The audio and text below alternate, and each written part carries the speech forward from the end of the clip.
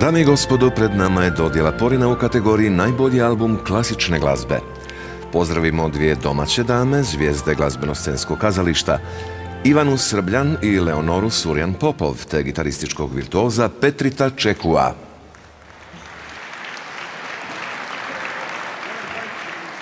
Pa eto, da sam znala da ću nakon glavne uloge u mjuziklu Sunset Boulevard biti ovdje večeras i imati tu čast da dodijelim nekome Porin, eto, trebala sam uploviti u te vode i ranije. A ja bih nakon Verdija, Wagnera, Poulenca prešla na repertoar Andrewa Lloyda Webbera. Hvala na savjetu, kolegice. Meni je drago da sam odabrao gitaru i sad sam tu uz dvije divne dame i umjetnice. Divan. Puno hvala. A sada da pređemo na posao. Dakle, u kategoriji Najbolji album klasične glazbe nominirani su Berislav Šipuš, Zajedno. Razni izvođači, glazbeni producenti Vjekoslav Nježić, Dubravko Detoni, Dani Bošnjak. Franjo Dugan, Sabrana djela za orgulje, izvođač Pavao Mašić, glazbeni producent Pavao Mašić.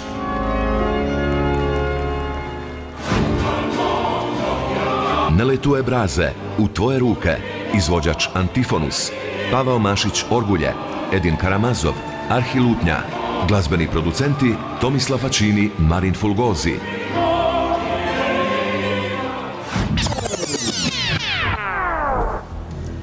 A Porina dobiva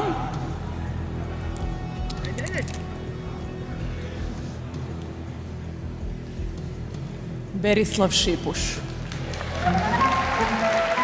Autorski album Berislava Šipuša Zajedno svoje 3 nominacije na ovogodišnjem Porinu za najbolju snimku, za najbolju produkciju, za najbolji album klasične glazbe. Zajedno.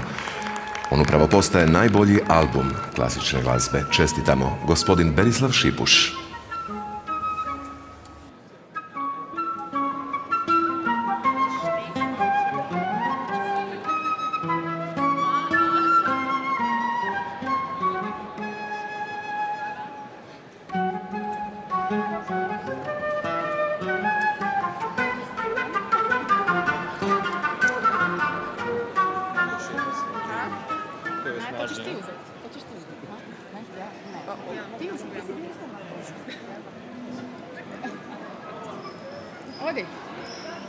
Dobro večer. Mi smo Katarina i Katarina sa albuma. S obzirom da Katarina broj 1 je rekla da ja nešto kažem, ja bih se htjela u ime cijele velike ekipe sa albuma Zajedno zahvaliti na nagradi.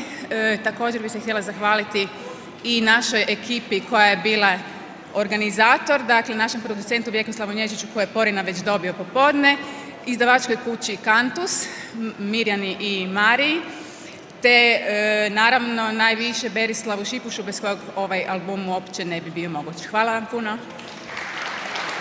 I ja bih samo još željela dodati kratko da neizmjerno mi je drago da je evo album klasične glazbe dobio priliku isto također biti u prijenosu sa svim mojim drugim vrhunskim glazbenicima i smatram da bi to moglo biti u budućnosti malo i više i hvala svima koji podržavate klasičnu glazbu i eto, hvala svima, pogotovo profesoru Berislavu.